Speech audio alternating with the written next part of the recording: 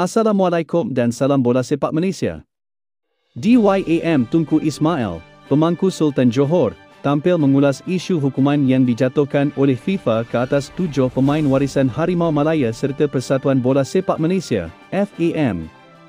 7 tonggak warisan itu ialah Facundo Garcis, Hector Havil, John Irazabal, Rodrigo Holgado, Imano Machuca, Joao Figueiredo dan Gabriel Palmeiro yang kini digantung oleh FIFA selepas siasatan dijalankan berkaitan pemalsuan dokumen ketika mewakili Malaysia.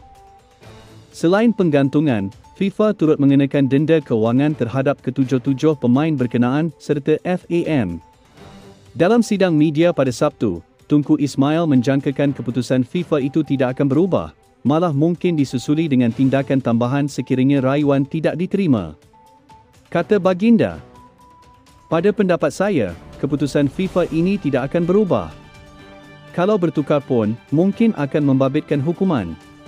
Setakat ini, 7 pemain warisan Harimau Malaya tersebut masih digantung sementara siasatan diteruskan dan keputusan rasmi rayuan FAM dijangka diketahui pada 30 Oktober akan datang.